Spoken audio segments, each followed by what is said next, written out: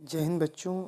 आज की इस वीडियो में हम बात करेंगे स्ट्रक्चर ऑफ ओवा की बात करें हम तो ये जो ओवा होता है वो हैप्लॉइड होता है और ये अचल होता है। यह एक स्थान से दूसरे स्थान तक स्वयं नहीं चल पाता।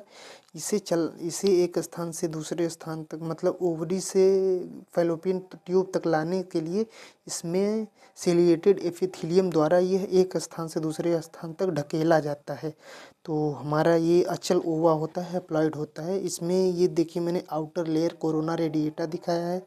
दूसरी वाली ये वाली नीली कलर से ये जो लेयर दिखाई है ये जोना पेल्यूसिडा है। ये विट्राइन मेम्ब्रेन या प्लाज्मा मेम्ब्रेन है आपकी।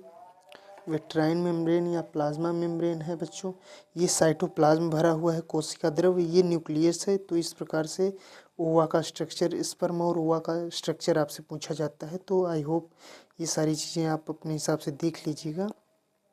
ये आपसे अति लघुत्तरी और लघुत्तरी में पूछा जाता है या बहुविकल्पी भी बन सकता है कि ये सबसे मतलब ये पहली लेयर जोना पेल्यूसिडा कोरोना रेडिएटा पहली लेयर होती है, दूसरा जोना पेल्यूसिडा, तीसरी आपकी होती है विट्राइन मेम्ब्रेन, चौथा ये कोरोना रेडिएटा जोना पेल्यूसिडा होता है, फिर विट्राइन मेम्ब्रेन या प्लाज्मा मेम्ब्रेन होती है।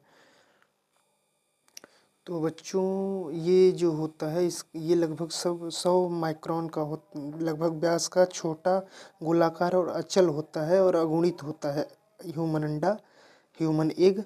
और इसमें पहली परत होती है कोरोना रेडिएटा, ये सबसे बाहरी परत होती है। इसमें कई फॉलिकल सेल्स पाई जाती हैं। यह अंडाणु को सुरक्षा प्रदान करने का कार्य करती हैं। कोरोना रेडिएटा और स्पर्म को अंदर जाने में मदद प्रदान करती हैं। दूसरा आपका होता है जोना पेल्यूसिडा बच्चों। जोना पेल्यूसिडा यह कोरोना रेडिएटा के अंदर स्थित पारदर्शी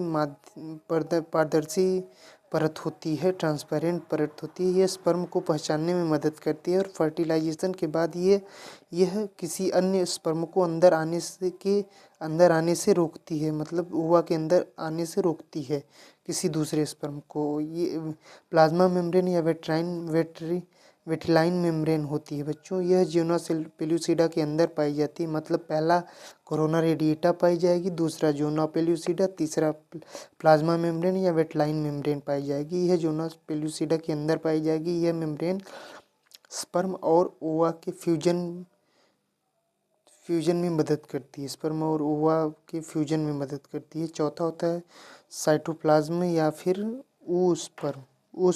प्लाज्मा।